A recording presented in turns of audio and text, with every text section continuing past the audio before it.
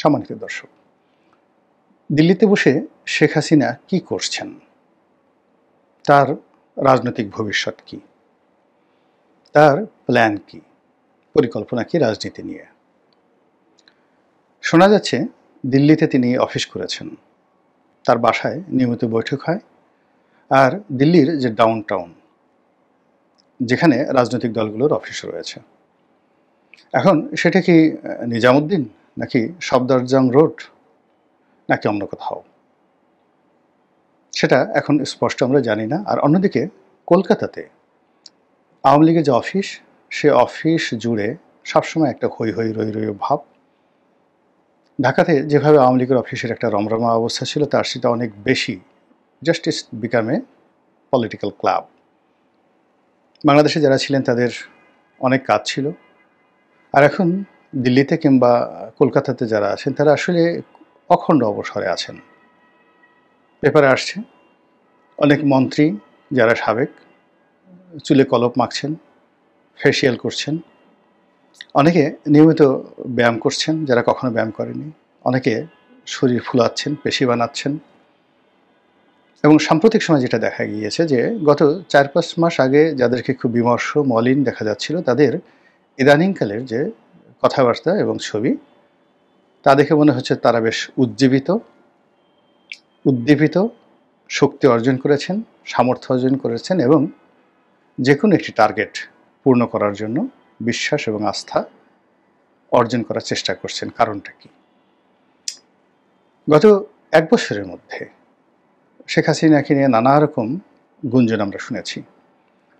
তিনি যখন গেলেন, প্রথমত বলা হলো যে তিনি কলকাতাতে গেছেন, ত্রিপুরাতে গেছেন, আসামে আছেন, এরকম নানা কথা।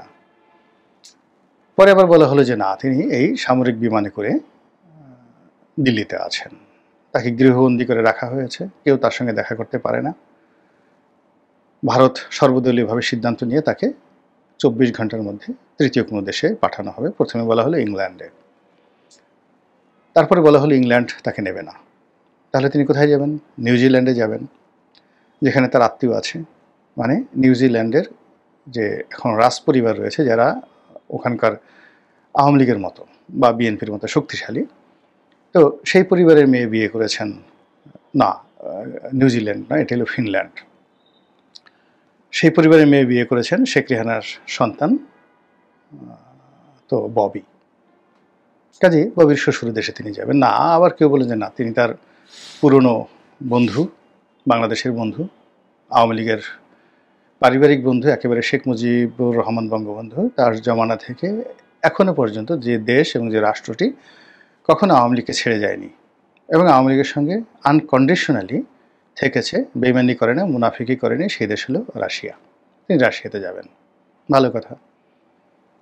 আবার কেউ কেউ বললো যে না, রাশিয়াতে সরাসরি মিস্টার পুতিন তাকে না রেখে, বদনাম হতে পারে, না রেখে তারই তত্ত্বাবধানে তার যে অন্য যে রাষ্ট্রগুলো রয়েছে, রাজ্যগুলো রয়েছে, সেখানে তাকে রাখা হবে।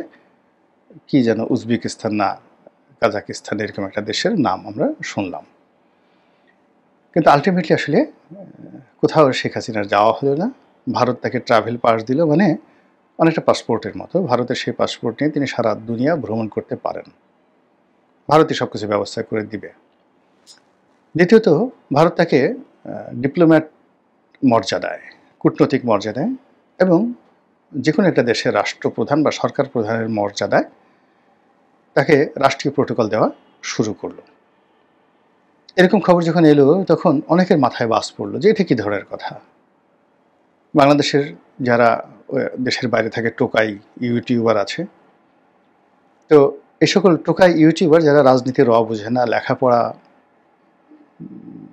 ইন্টারমিডিয়েট পাস করেছে, তাও করেছে কিনা সন্দেহ, মানে মানুষকে গালাগাল করা ছাড়া যাদের আসলে রাজনীতির যে থিওলজি সেই সম্পর্কে ন্যূনতম যাদের জ্ঞান নেই, তো তারা অকথ্য ভাষায় গালাগাল শুরু করলো ভারতকে। অসভ্য একটা দেশ, এই করেছে ইত্যাদি ইত্যাদি, তাদের সঙ্গে আমাদের জিহাদ করতে হবে। আর তাদের যে সকল অনুগামী রয়েছেন, যারা তাদেরই মতো বা তাদের মতো নয়, তাদের সেটা আরও নিম্নমানের, হৈ হৈ রই রই করে যে না, ভারতকে জ্বালিয়ে দিতে হবে, পুড়িয়ে দিতে হবে, দিল্লি দখল করতে হবে, সেভেন সিস্টার দখল করতে হবে। আর এই কাজ সামাল দিতে গিয়ে, কর্ম সামাল দিতে গিয়ে বেচারা ডক্টর মোহাম্মদ ইউনূস তিনি ভারী মুসিবতের মধ্যে পড়লেন। অভিজ্ঞ মানুষ, বয়স্ক মানুষ, তিনি জানতেন যে ভারতের সঙ্গে তার বন্ধুত্ব লাগবে, তারপরে ভারতের সঙ্গে তার চেষ্টা লাগবে, তুদবেরি লাগবে। তো এই সকল কাজকর্ম করতে গিয়ে তিনি নরেন্দ্র মোদী সাহেবের সঙ্গে একাধিকবার বৈঠক করার চেষ্টা করলেন, বন্ধুত্ব করার চেষ্টা করলেন, কিন্তু ওখানে এমন একটা পরিস্থিতি তৈরি হলো যে ভারত বাংলাদেশের আর বন্ধু হলো না, এবং তারা বলে দিল ভবিষ্যতে যখন কোনো নির্বাচিত সরকার আসবে তাদের সঙ্গে ভারত সম্পর্ক পুনর্বিবেচনা করবে। ভারতীয় ভিসা, ভারতীয় চিকিৎসা, ভারতীয় আমদানি রপ্তানি, ব্যবসা বাণিজ্য সব ক্ষেত্রে রীতিমতো যে ধস নামলো, এটা এখন পর্যন্ত চলমান। বোঝার চেষ্টা করুন, আমরা চীন থেকে আমদানি করি, কিন্তু আমাদের আমদানির সবচেয়ে বড় পার্টনার ভারত, যেখানে অলমোস্ট আমাদের ইম্পোর্ট বাণিজ্যের 40% ভারত থেকে আসে। আর যদি বেসরকারি বা চোরাচালানির আমরা হিসাব ধরি, আমাদের দেশে অলমোস্ট 70% আমদানি পণ্য ভারত থেকে আসে, 70%, যেটা চোরাচালানি। সেখানে গরু বলেন, মরিচ বলেন, চাল, ডাল, চিনি, আটা, ময়দা থেকে শুরু করে আরও অনেক কিছু, পুরো জিনিসগুলো এখন বন্ধ। ফলে এই দায় আমাদের মেটাতে হচ্ছে বৈধ পথে আমদানির মাধ্যমে, তৃতীয়, চতুর্থ, পঞ্চম দেশ থেকে আমদানির মাধ্যমে। বিশাল ব্যয়, দ্রব্যমূল্য বেড়ে গেছে, আর আমাদের দেশের যা হওয়ার তাই হয়ে গেছে। ডক্টর মোহাম্মদ ইউনূস যেহেতু অর্থনীতির ছাত্র, তিনি এবং তার লোকজন, পররাষ্ট্র উপদেষ্টা, প্রাণান্ত চেষ্টা করেছেন ভারতের সঙ্গে সম্পর্ক স্বাভাবিক করার জন্য। কিন্তু ওই যে বললাম যে টোকাই প্রকৃতির যারা লোকজন রয়েছে, তারা এরকম মানে সেই গল্পের মতো এতটা মানুষের মধ্যে বিভ্রান্তি ছড়িয়ে পড়ল যে ভারতের সঙ্গে আসলে সরকারের যে কোনো নেগোসিয়েশনটা আসলে চালানো ডক্টর মোহাম্মদ ইউনূস সরকারের পক্ষে সম্ভব ছিল না, এবং এখনও সম্ভব নয়। তারা এই টোকাইরা বলল পাকিস্তানে যাও, তারা বলল চীনে যাও, মানে পুরো অর্থনীতি, তারপরে রাজনীতি, সমাজ ব্যবস্থা, রাষ্ট্র ব্যবস্থা, রাষ্ট্রযন্ত্র সব কিছু যখন এলোমেলো হয়ে গেল, এখন এমন একটা অবস্থা এই সময়টিতে এসে, জুলাই আগস্ট বিপ্লবের 1 বছর পর, এখন আসলে কোনো কিছুই কারো নিয়ন্ত্রণে নেই। টোকাইরা আগে যেভাবে কথা বলতেন, তাদের কথা যেভাবে হৈ হৈ রই রই উঠত, এখন সেটা হচ্ছে না। টোকাইদের মধ্যে নানা গ্রুপ হয়ে গেছে। একটা গ্রুপ কচুখেতি গ্রুপ, আর একটা গ্রুপ পোতবালক গ্রুপ, আর একটা গ্রুপ নানা রকম নিজেদের মানে তাদের যাকে বলা হয় নিজেরা নিজেদেরকে নিচে নামাতে নামাতে এমন একটা জায়গাতে নিয়ে আসছে যে রাষ্ট্রের যারা কর্তা ব্যক্তি, তারা এখন বুঝতে পেরেছেন যে এই সকল লোক রাষ্ট্র শক্তির শত্রু। ফলে রাষ্ট্র তাদেরকে ধরার জন্য ফাঁদ পেতেছে, যে কোনো মূল্যে তাদেরকে এবং তাদের যারা ঘনিষ্ঠজন রয়েছেন এই রাষ্ট্রের মধ্যে, যারা অশান্তি সৃষ্টি করেছেন গত 1 বছর, তাদের সকল তালিকা করে তাদেরকে ধরার জন্য রাষ্ট্রের যত যন্ত্র আছে সর্বোচ্চ সতর্কতা নিয়ে everybody they are trying, is the reality. এখন এই যে একটা বিরাট ক্ষত তৈরি হয়ে গেছে, আপনি তো রাতারাতি চাইলেই এই ক্ষতটা পূর্ণ করতে পারবেন না। ডক্টর মোহাম্মদ ইউনূস, তারেক রহমান সাহেব বলেন, ইভেন শেখ হাসিনা বলেন, ইভেন অতীতের সবচেয়ে বড় শাসক সম্রাট আকবরকেও যদি বাংলাদেশে বসিয়ে দেন, অন্তত 7-8 বছরের আগে এই দেশ ঠিক হবে না। শেখ হাসিনার জমানাতে যে ক্ষয়ক্ষতি হয়েছিল, যদি ডক্টর মোহাম্মদ ইউনূস ঠিক মতো চালাতে পারতেন, হয়তো 3 বছরের মধ্যে এটা কাটিয়ে ওঠা সম্ভব ছিল। কিন্তু গত এক বছরে যে সমস্যাগুলো তৈরি হয়েছে, তাতে করে অতীতে শেখ হাসিনার ক্ষতগুলো সারার জন্য 3 বছর, আর এখনই গত 1 বছরে যে ক্ষতগুলো তৈরি হয়েছে, অ্যাটলিস্ট আরও 5 বছর, 8 বছরের আগে এই দেশের কোনো কিছু স্বাভাবিক হবে না। এখন যে সমাজটা, এটা সার্ভাইভাল ফর দ্য ফিটেস্ট। যাদের শক্তি আছে, সামর্থ্য আছে, বুদ্ধি আছে, কৌশল আছে, তারা টিকে থাকতে পারবে, আর বাকি সব নিঃশেষ হয়ে যাবে। চলে যেতে হবে, মরে যেতে হবে, অপদস্থ হতে হবে, ক্ষুধার্ত হতে হবে, এরকম অবস্থা। এই যে বাস্তবতা, এই বাস্তবতাটা বর্তমানে যারা রাষ্ট্রযন্ত্রে আছেন তারা হাড়ে হাড়ে টের পাচ্ছেন। ফলে আপনি দেখুন সব জায়গাতে একটা খামোশি ভাব, কেউ কথা বলছে না, চুপ হয়ে আছে। ক্যান্টনমেন্ট কথা বলছে না, বঙ্গভবন, গণভবন কেউ কথা বলছে না। কিন্তু এই দুর্বলতাটাকে কাজে লাগিয়ে শেখ হাসিনা তার তৎপরতা বাড়িয়ে দিয়েছেন। কি বাড়িয়ে দিয়েছেন আমরা যেটা জানতে পারছি, তিনি আগামীতে নির্বাচন হবে, সেই নির্বাচনে অংশগ্রহণ করবেন। Can you imagine? কি কথা তিনি বলছেন, কনফিডেন্স কোথায়, কোন সূত্রে, কেন, কিভাবে তিনি আসবেন, নির্বাচন করবেন, এই কথাগুলো তিনি বলছেন।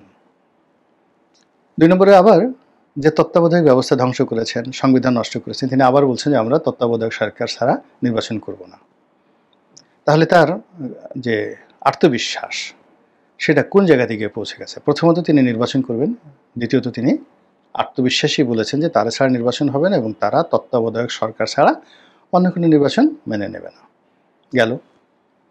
তার যারা লোকজন আছেন তারা বলার চেষ্টা করছেন তিনি এখনও বৈধ প্রধানমন্ত্রী, রেস্টে আছেন, বেড়াতে গেছেন, এক্সাইলে আছেন, তিনি বাংলাদেশে ফিরবেন এবং তার সেই সাবেক যে অবস্থা, সংসদ চালু হবে, আবার সেদিন যাকে বলে সানায় নহবত বসতে থাকবে এবং তিনি শক্ত হাতে ক্ষমতা চালাতে থাকবেন।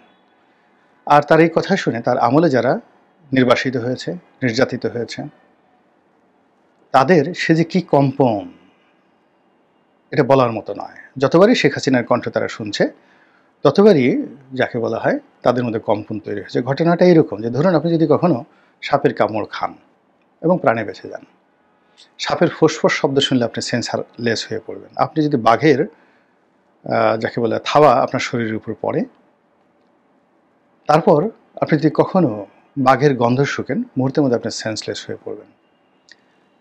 শেখ হাসিনা যাদের উপর জুলুম করেছেন, অত্যাচার করেছেন, এই জুলুম অত্যাচার বাঘের থাবা এর চাইতে মানে যাকে বলা হয় নির্মম, নিষ্ঠুর ছিল।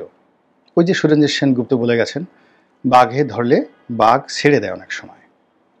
আপনি যদি বাঘের সামনে খুব অভিনয় করতে পারেন যে আপনি মরে গেছেন, নিঃশ্বাস প্রশ্বাস বন্ধ করেছেন, বাঘ মরা মানুষের সাথে যুদ্ধ করে না, তো বাঘ আপনাকে ছেড়ে চলে যাবে। কিন্তু শেখ হাসিনা আপনাকে খোঁচাবে, আপনি আসলে মরেছেন কিনা দেখবে এবং শতভাগ নিশ্চিত হওয়ার পর এরপর আপনার মৃত যে লাশ, সেই লাশের সঙ্গে সে কী করবে এটা সে সিদ্ধান্ত নেবে, কিন্তু আপনাকে ছাড়বে না। তার 15 বছরের শাসন এমনই মনে হয়েছে। আর এই 15 বছরের শাসনের আগে তিনি আরও 5 বছর শাসন করেছেন, যে সব মিলিয়ে 20 বছর তিনি এই রাষ্ট্র চালিয়েছেন। Can you imagine? 20 বছর। সম্রাট শাহজাহানও 20 বছর দিল্লির সিংহাসন চালিয়েছেন, জাহাঙ্গীরও 22 বছরের মতো সিংহাসন চালিয়েছেন। আর এর বাইরে তিনি দল চালিয়েছেন 1981 সন থেকে কন্টিনিউয়াসলি। আওয়ামী লীগের মতো একটা বড় দল চালানো, একটা রাষ্ট্র চালানোর চাইতে অনেক বড়। মালদ্বীপের মতো একটা ছোট রাষ্ট্রে কয়জন জনগণ? আওয়ামী লীগের ভোটার সংখ্যা যদি 18 কোটি মানুষ যদি ধরেন, তার 35% যদি আওয়ামী লীগের ভোটার হয়, তারপর তার যারা সহযোগী রয়েছে তাদের যদি আরও 15% হয়, তাহলে 50% জনগণ যারা শেখ হাসিনার কথায় অতীতের মধ্যে এখনও নড়াচড়া করছে, তাহলে 9 কোটি মানুষ।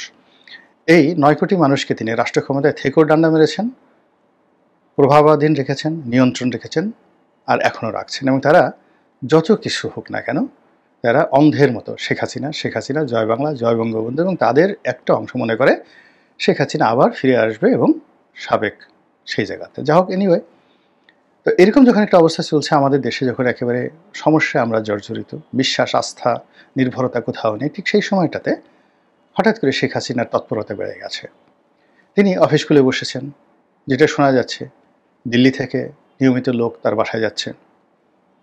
তারপর কলকাতাতে যারা আছেন তারা অনেকে দিল্লিতে বাসা ভাড়া করছেন টেম্পোরারি। কলকাতা থেকে দিল্লিতে গিয়ে তারা সিরিজ বৈঠক করছেন সকাল থেকে রাত পর্যন্ত। জয়ের বন্ধু হিসেবে পরিচিত মোহাম্মদ আরাফাত, তো মোহাম্মদ আরাফাত একটা সাক্ষাৎকার দেখলাম যে কোথায় দিয়েছেন, যেটা ভাইরাল হয়ে গেছে। তিনি বলছেন যে সকাল থেকে রাত পর্যন্ত এত পরিশ্রম করতে হচ্ছে, কাজ করতে হচ্ছে, যে কোথা থেকে যে সময় চলে যায়, কখন দিন হয় কখন রাত হয় টের পায় না। অন্যান্য যারা আওয়ামী লীগ যারা নেতৃবৃন্দ রয়েছেন, বিশেষ করে আওয়ামী লীগের যারা ব্রেইন হিসেবে কাজ করেছে, সাংগঠনিক ব্রেইন, যেমন ধরেন লিয়াকত শিকদার, ছাত্রলীগের লিয়াকত শিকদার, তারপরে যেমন ধরেন খালিদ মাহমুদ চৌধুরী মন্ত্রী ছিলেন, তারপরে শেখর প্রধানমন্ত্রীর এপিএস ছিলেন, এমপি ছিলেন, তারপর সেলিম মাহমুদ, ডক্টর সেলিম মাহমুদ, এরপর স্বরাষ্ট্রমন্ত্রী আসাদুজ্জামান খান কামাল, এরকম অসংখ্য অসংখ্য মহিবুল হাসান চৌধুরী, এমনকি ওই যে জাভেদ, লন্ডনে যিনি আছেন লাভেদ, সমর রেজাউল করিম, এই মানুষগুলো প্রতিটি মুহূর্ত বলতে গেলে দলের জন্য সারাক্ষণ তারা কিভাবে প্ল্যান করবে, কিভাবে কি করবে, এই কাজে প্রত্যেকটা মানুষ নিজেরা সিরিজ বৈঠক করছে।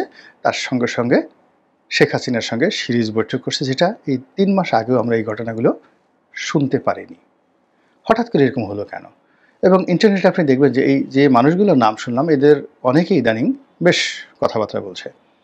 আপনি নিঝুম মজুমদারের কথা চিন্তা করেন, তারপরে অমির রহমান পিয়ালের কথা চিন্তা করেন, অমির রহমান পিয়াল, তারপরে আরিফ জেপটিকের কথা চিন্তা করেন, নবনীতা চৌধুরীর কথা চিন্তা করেন, শারমিন চৌধুরী, সুলতানা রহমান, এই নামগুলো তো আপনারা জানেন সবাই।